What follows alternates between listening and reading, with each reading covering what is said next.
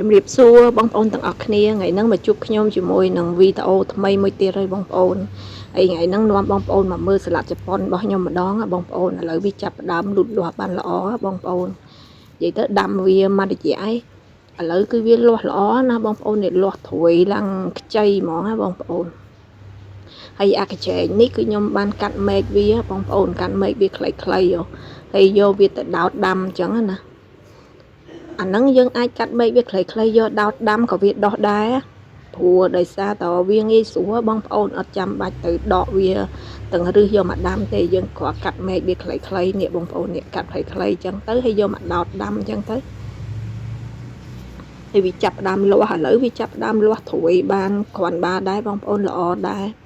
អានេះគឺខ្ញុំដាំវាប្រហែលជាមួយអាទិត្យជាងហើយបងប្អូនឥឡូវគឺវាលាស់ត្រួយបានប៉ុណ្ណឹងណាបងប្អូន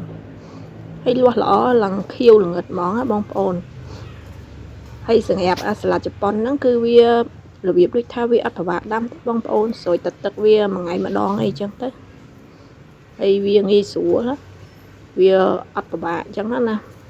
ហើយល្អបងប្អូននិយាយទៅគឺល្អហើយហូបទៅក៏វាឆ្ងាញ់ដែរអញ្ចឹងណាហើយយើងអាចយកវាទៅស្ងោរអញ្ចឹងណាយើងយកស្ងោរសាច់ជ្រូកយកស្ងោរអីទៅបងប្អូនអាហ្នឹងឆ្ងាញ់តើយកស្ងោរហើយសម្រាប់ខ្ញុំពេលខ្លះខ្ញុំកាត់វាបងប្អូនខ្ញុំកាត់វាត្រួយវាហ្នឹងគឺកាត់វាយកទៅសុះមីក៏បានដែរហើយយកសុះមីក៏ឆ្ងាញ់ដែរបងប្អូននិយាយទៅយកឆាមីក៏បានសុះមីខ្ញុំពេលខ្លះឆាមីនិយាយទៅខ្ញុំឆាមីគឺយើងកាត់វាទៅយកទៅសុះបន្តិចទៅហើយយើងយកដាក់ឆាទៅឆ្ងាញ់ណានិយាយទៅរសជាតិវាឆ្ងាញ់មួយយ៉ាងរបៀបដូចថាវាឆ្ងាញ់មួយយ៉ាងពីស្ពៃអញ្ចឹងណាហើយយកទៅស្ងោរសាច់ជ្រូកហូបអញ្ចឹងទៅក៏ឆ្ងាញ់ដែរ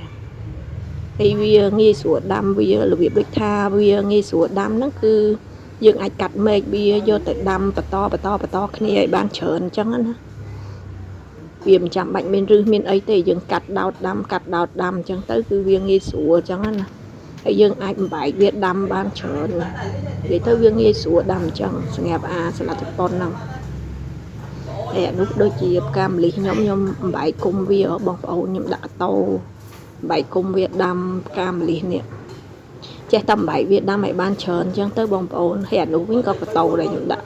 បតោវាដាំមកគុំដែរអញ្ចឹងណាហើយនៅក្រោមនោះអានេះមកផើងទៀតបងប្អូនអានេះមកផើងទៀតខ្ញុំបែកវាដាំនិយាយទៅគឺយើងចេះតែបែកវាដាំឲ្យបានច្រើននៅព្រោះដោយសារផ្កាម្លិះវាល្អបងប្អូននិយាយទៅពេលវារីកផ្កាគឺក៏អូបហ្មងណាបងប្អូនក៏អូបឡើងពេញផ្ទះហ្មងអញ្ចឹងចេះតែយើងត្នេបែកវាអញ្ចឹងណាបែកដាំមកចេះតែបែកវាយកមកដាំឲ្យបានច្រើនអញ្ចឹងណាហើយឥឡូវនឹងវាមិនតាន់រីកទេបងប្អូនវាដូចជាអត់តាន់ចេញផ្កាតាន់ចេញផ្កាទេតិចទៀតបាទវាចេញរបៀបដូចថាហ្នឹងដល់តែវាលាស់ត្រួយចេញលាស់ត្រួយថ្មីមកវាចាប់ដើមកំពុំផ្កាហ្មងហើយនេះល្អណាបងប្អូននេះនិយាយទៅគឺត្នេបងប្អូនត្នេថ្ងៃអាទិត្យអីចឹងយើងត្នេពីធ្វើការអីចឹងណាយើងចេះតែដាំ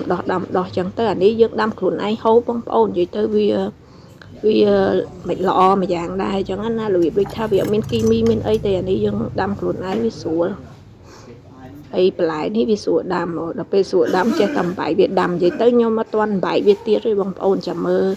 ទុកឲ្យវាលាស់របៀបដូចថាបែកមែកបែកគុំរៀងធំបន្តិចយើងកាត់វាអញ្ចឹងណាយកទៅបែកដាំបន្តទៀតអញ្ចឹងណា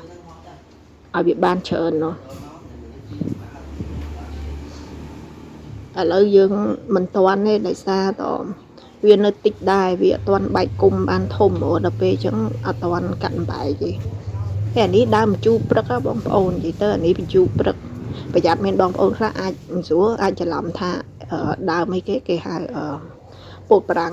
អានេះមិនមែនពោតប្រាំងទេតែស្លឹកវាសរៀងបងប្អូនសរៀងពោតប្រាំងដែរអាហ្នឹងម្ជូរព្រឹកហ្នឹងខ្ញុំបានគ្រាប់ពីគេយកមកដែរទេយកមកបដោះដាំតែវាអត់ទាន់ផ្លែទេអាម្ជូរព្រឹកហ្នឹងចាំមើលវាផ្លែមើលដឹងពេលណាវាផ្លែទេអាម្ជូរព្រឹកហ្នឹងដាំមករៀងធំដែរតែអត់ទាន់ឃើញមានចេញផ្កាចេញផ្លែហើយនេះស្លាត់ជប៉ុនខ្ញុំល្អបងប្អូនអើយនិយាយទៅត្នេចេះថតឲ្យបងប្អូនមើលចឹងណាដោយសារតរបៀបដូចថាទៅឲ្យបងប្អូនមើលលេងចឹងទៅ ហើយសម្រាប់បងប្អូនដែលគាត់ត្នេនៅផ្ទះអីចឹងទៅគាត់អាចដាំអាចនឹងដាំរុក្ខជាតិឬក៏ដាំផ្កាដាំអីជុំវិញផ្ទះចឹងណាបើបងប្អូនមានដីវាល្អមួយយ៉ាងដែរនិយាយទៅវាធ្វើឲ្យយើងកុំឲ្យយើង stress ដែរបងប្អូនត្នេយើងដាំដុះទៅវាសិត stress ព្រោះដោយសារតពេលខ្លះមួយអាទិត្យយើងធ្វើការថ្ងៃច័ន្ទដល់ថ្ងៃសុក្រឬក៏អ្នកខ្លះគាត់ធ្វើការថ្ងៃច័ន្ទដល់ថ្ងៃសៅរ៍អីចឹងណាចឹងវា stress ដែរចឹងយើងអាចរកពេលណាមួយឆ្លៀតចឹងទៅដាំដុះអីបន្តិចបន្តួចចឹងទៅគ្រាន់ទុកមើលទុកអីដែរចឹងណានិយាយទៅដាំហូបខ្លះហើយដាំសម្រាប់ទុកមើលខ្លះទេខ្ញុំត្នេខ្ញុំជាដាំចឹងទៅគ្រាន់ថាបានមើលចឹងទៅវាស្អាតដែរវាធ្វើឲ្យយើងរបៀបដូចថាវា relax ដែរចឹងណាបងប្អូនចឹងចង់ក្រោយអរគុណបងប្អូនដែលបានតាមដានវីដេអូរបស់ខ្ញុំបងប្អូនហើយកុំភ្លេចជួយ Subscribe Channel របស់ខ្ញុំមួយផងបងប្អូនអរគុណច្រើនជម្រាបលាបងប្អូនទាំងអស់គ្នា